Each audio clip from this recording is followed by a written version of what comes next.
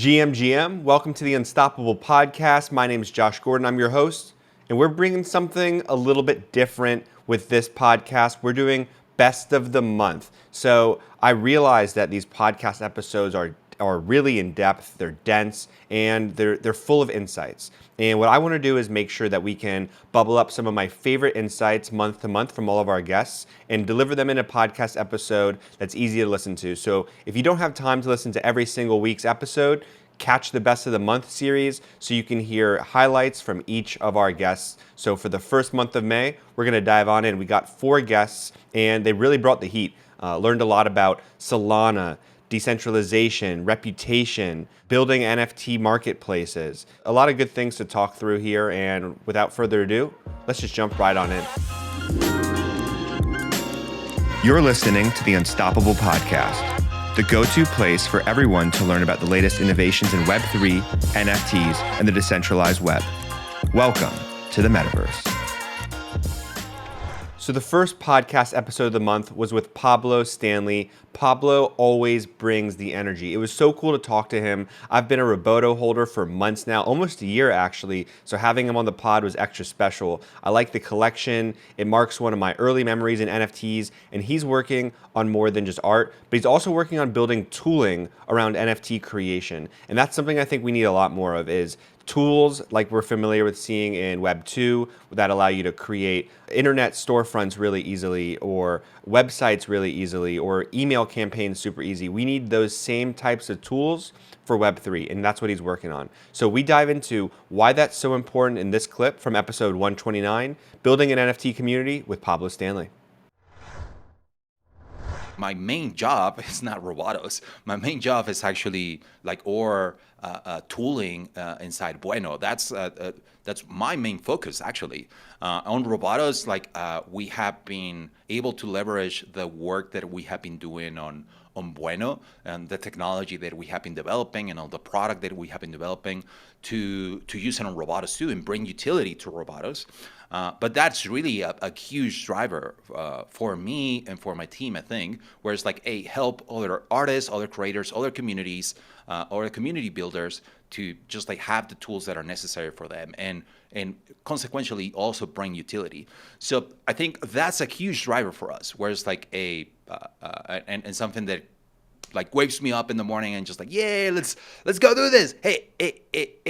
And it's creating the tools for people so they can create their microverse, the tools so people can create their contract without the need of a developer, the tools for people so they can create a 10K collection really easily, seriously in seconds. We have the tools to do that, and now we're about to deploy, about to launch an alpha or a contract deployer.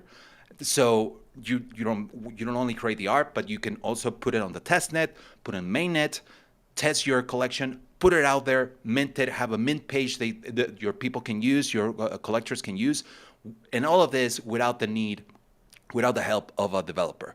Yeah, nothing huge against developers. It's more hey, you're an artist, you're a product maker, you're a focus on the things that are really important to you. Yeah. No, I definitely wanted to dive into Bueno, and just for anyone who's not familiar, it's something that Pablo, you're the CEO of Bueno, and it's a self-serve smart contract deployer, and exactly what you're describing, tools for non-technical people to start creating NFT collections, which I think is so important. I was actually just talking to a friend yesterday, and we have this NFT idea, and the minting and the smart contract side is just where we kind of hit the wall. Yeah, and then you have to look for a developer, and I'm not saying that they're not. It's just the space. You don't know who you can trust. That's one, and whoever is out there that you can actually trust, they already have a ton of other projects queued up, because the people with the Solidity devs who are really good you can count them with the fingers in your hand. There are not a lot of them. So having those tools for people like you, that's our driver. That's hey, let's help them, because it's almost like tools that you need to just create back in or now, like create a website. Like you might not actually know HTML, or CSS or JavaScript, but you have an idea and you want to develop it. So like, and now there are tools that allow you to do that. Just a creator, you have an idea, and there are tools that just drag and drop, and no code needed to create a beautiful landing page. That's the kind of mentality that we are having on like NFT creators, NFT builders, where it's like, you have the idea of the art, you have the idea of what this smart contract should do, how the interaction should be with your collectors, where it's like having a like an allow list link to it, having a max per wallet, having a supply that like having a pre-sale, all of those things that you will need to have that. Like we're building the tool so you can just do all of that. In this next clip, we talk with Matt Gould, CEO of Unstoppable Domains. I love getting to talk with Matt every time he joins the podcast. He thinks deeply about crypto topics and everything related to identity, reputation, and data. Matt joined the Unstoppable podcast and talked about how he would integrate Web3 and crypto into Twitter to build out their identity and reputation functionality. He then went on to share how his journey into building Web3 products started with building reputation systems for Bitcoin and how that led him to founding Unstoppable Domains. So this was really recorded around a lot of the hype when Elon Musk was buying Twitter. That's kind of been put on pause as he's investigated the bot and the truth behind some of Twitter's claims. So we'll see if that purchase actually goes through. But if you're interested in hearing how Unstoppable Domains is thinking about identity and reputation, this is a great clip to listen to from episode 130, Elon Musk, Free Speech and Reputation with Matt G. The fact that Elon's talking about open sourcing the algorithm is pretty crazy, in my opinion. And like, I think it's not going to be good for making money at Twitter short or medium term, but it could be a rebirth of Twitter. And the thing that I think Twitter is still missing is it needs to adopt Web3 and crypto. And if you're going to ask me, like, how would you make Twitter better? I would say number one thing is let people own their profiles. So like if people can own their digital content, right, and then they could take them and plug them in other places, then Twitter would be better because it would have a whole bunch of competing Twitters out there that would keep Twitter in check and prevent them from making bad decisions. And so, if we had like a crypto version of Twitter, I was joking about this, but you could fork it, right?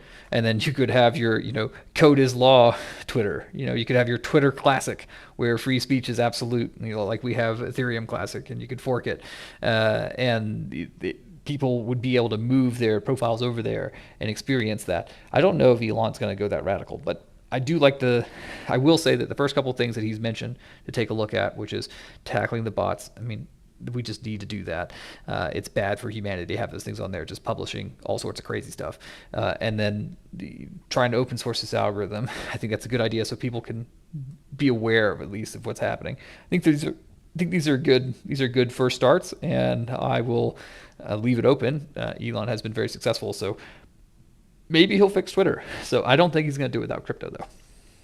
Yeah, and this is probably a good transition to talking more about crypto solutions to identity and also and reputation, and touch on a little bit of how we're thinking about that kind of stuff at Unstoppable Domains. So I think it'd be pretty cool if you could share how you first started working on crypto reviews and how that led you to like working on naming systems and really like your position on identity today.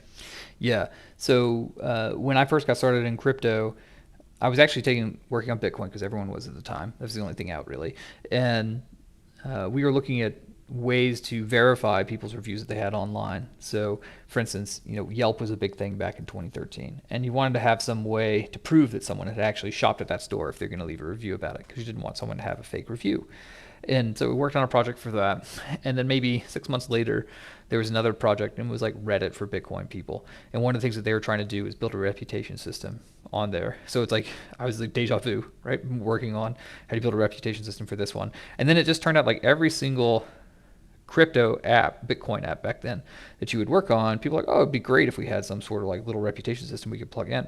And just as a builder, you realize like, oh, if you're making the same thing multiple times in a row on all these different places, it would be great if we could abstract that out and then have a generalized solution for reputation across apps.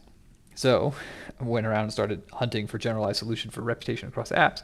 And I realized, and I think a lot of other people have realized this too, and we need to say it louder, which is if you have some form of digital identity where you can take you with you as you go along different apps, then you can build a reputation across all the apps, and the user can maintain it, and they can own it, and they can benefit from it.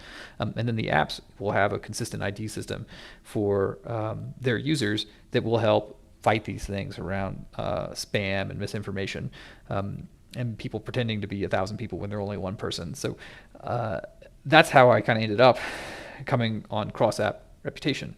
And of course, we think NFT domains are a natural solution for this, and we actually view NFT domains as a really great way of assigning people a static, consistent digital identity across apps.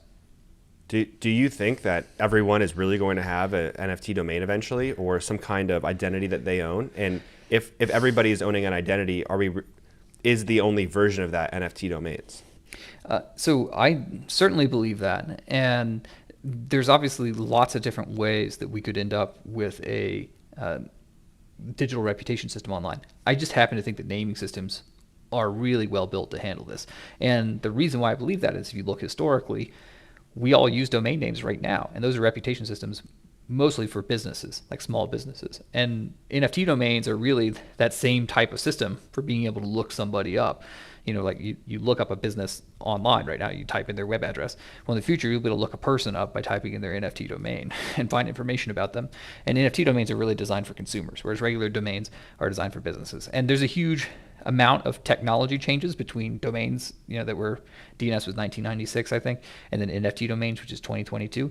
And all of that is around, the private public key pairs, the public nature of blockchains, being able to verify data as third parties, accessing and permissioning that data. All of that comes through users having control of their NFT domain in their wallet with a crypto, it's a native crypto asset. So you can sign things and verify things without having to interact with like a centralized service like ICANN's DNS system. So there's huge improvements here, but yeah, I think so. And I think naming systems are a really interesting and good spot to build reputation systems online.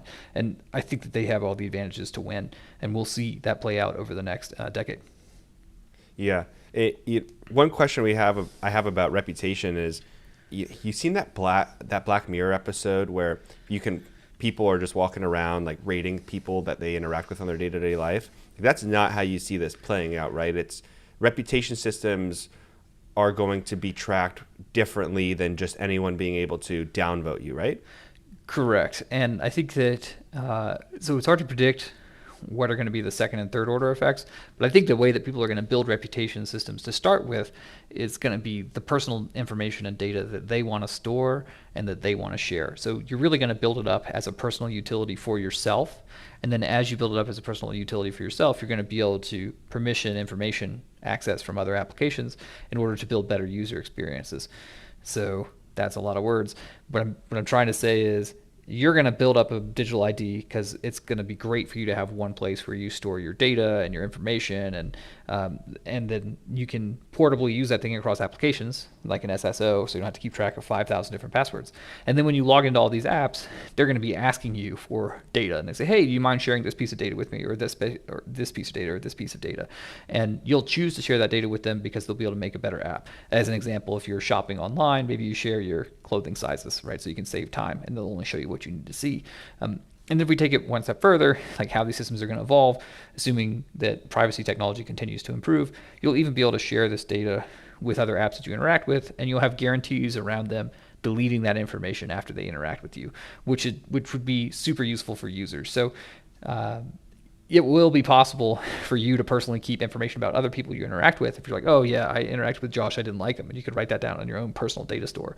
But that doesn't necessarily mean that information will be shared so everyone else can see your rating of Josh. I'm sure there will be apps that do that.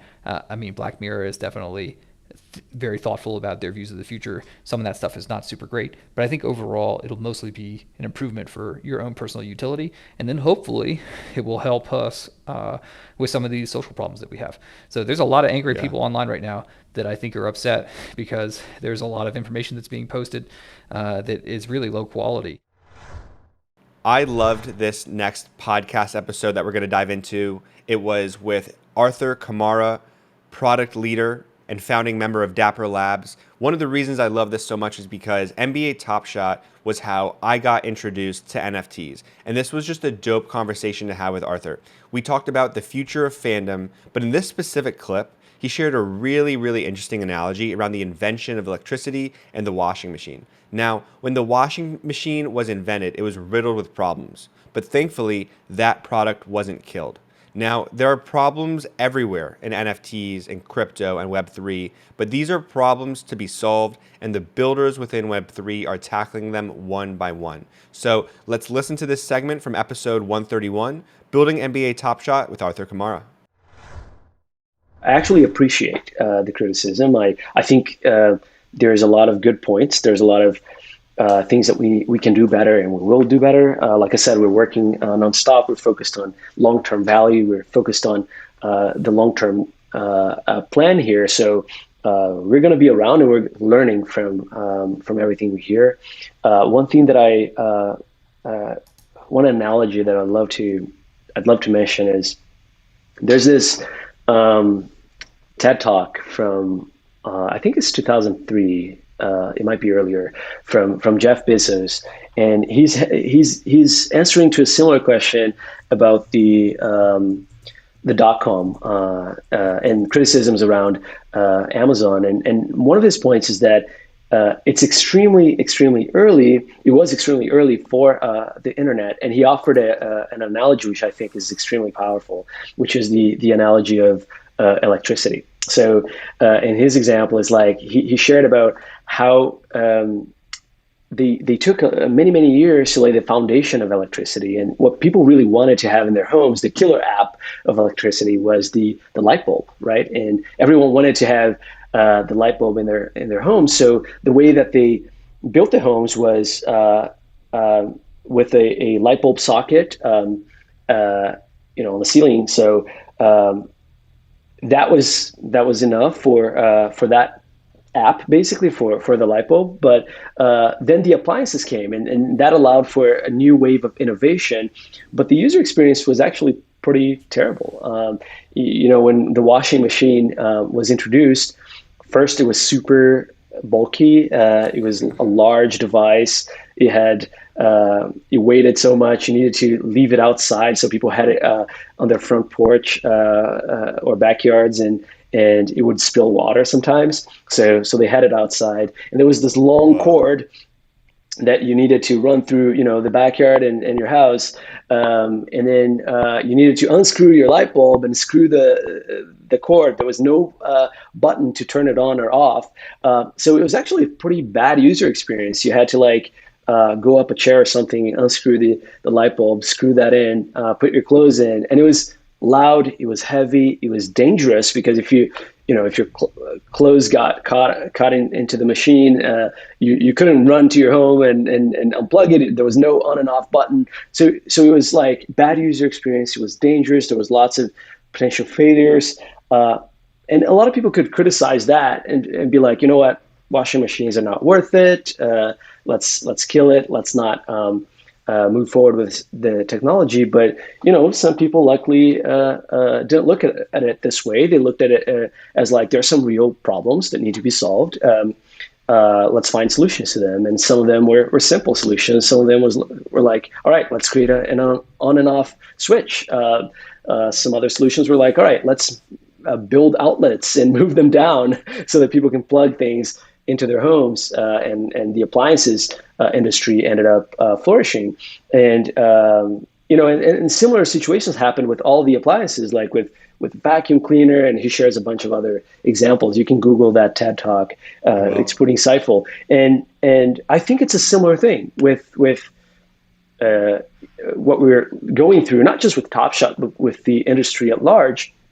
There are lots of problems. There are lots of things that could be better. There are lots of things that need to be solved.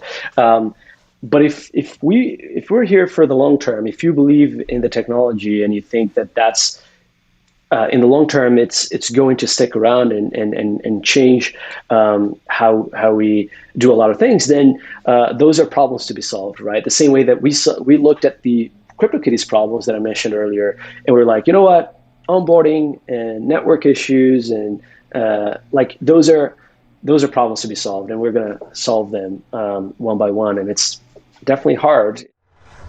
In our last podcast of May, we had a banger episode with the COO of Magic Eden, Zhuoxun. Now, I love this conversation. In this episode, we learned about Solana, building Web3 marketplaces, and why Magic Eden has seen such rapid growth over the past few months. It's something I really like about this clip is how he breaks down why Solana offers a better user experience than buying NFTs on other blockchains. Now, I think that too often we don't consider user experience and we just accept slow networks and high fees that Ethereum really translates to. And when we think about global adoption, that's not acceptable.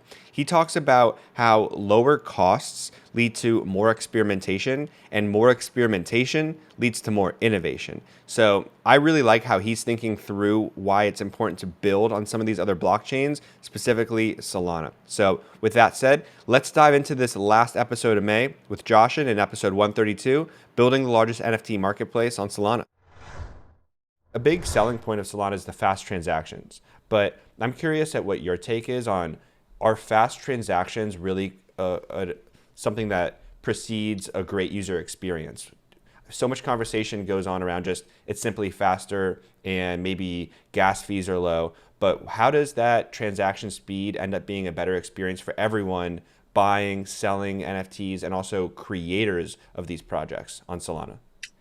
Yeah, really good question. I think there's 2 points that I'll make, and then there's very clear, I think, implications of those 2 points. So there's basically like what people talk about normally with Solana is that it's fast and it's cheap, right? And I think both of those things are really important for 2 different reasons. The speed thing is, I think, a user experience thing, and I think it definitely makes a meaningful difference when a user is using like crypto rails for the first time and using like non-custodial wallet infrastructure for the first time. If they come in and they try and perform an activity, whether it's to like buy a token or buy an NFT or lend some assets or something, if the user experience is not fast, that in itself is sort of like detracts from that entire onboarding experience and the success of that onboarding experience. But it's not the entire sort of factor, but it's one of the factors. And then I think the implication of a chain being cheap is, I think, actually more profound than the fast thing. I think the fast thing can probably be overcome and just naturally will get better over time. I think the cost of things is really important from our point of view, because it just means that no matter what kind of user you are, so say you're an end user that's buying or selling on the marketplace, or you're a creator that's thinking about launching an NFT collection, if it's cheaper, then it's actually you'd be more willing to actually experiment. And this is true across many dimensions, right? It's like, if you have this vision that a lot of things will become on-chain and a lot of social interactions will become, formed in DAOs and things like all that kind of stuff, right? And all of that is, I think, more likely to happen when things are just cheaper. So we've seen this to be fairly true. Like this thesis, I think, has played out quite well in the last 9 months that at least we've been around.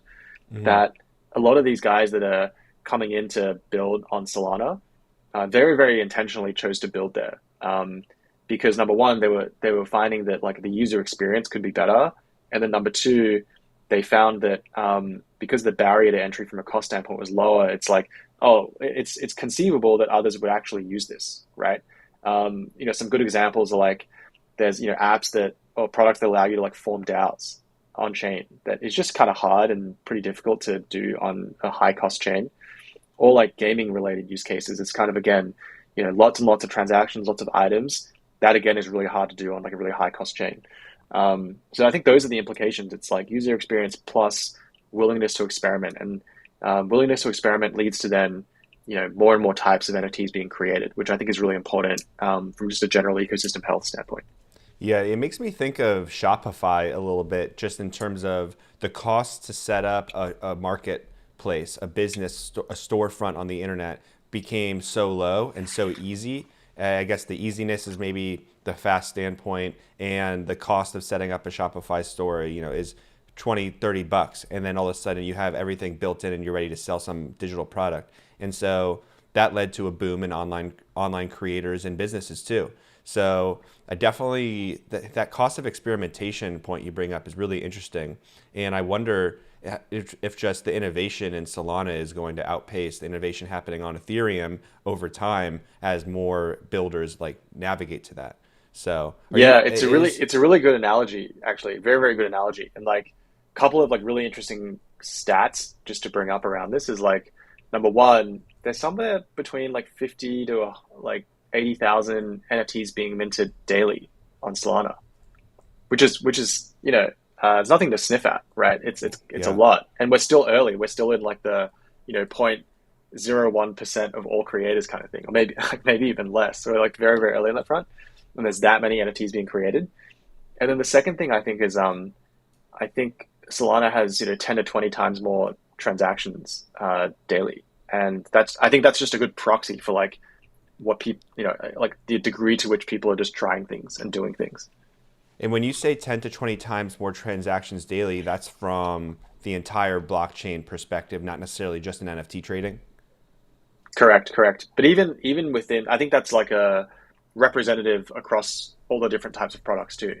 I think we see roughly, yeah, I think somewhere between 30,000 to 50,000 daily active wallets on Magic Eden, and that's I think pretty meaningful for a marketplace that's only been around 8-9 months. So to give you some sense of like the degree to which people are willing to actually just try it out and start using it, whereas the barriers to entry I think elsewhere are just a lot higher. So yeah, we're really excited. I think the thesis of like experimentation has definitely been playing through, and yeah, we're really excited about what's still to come.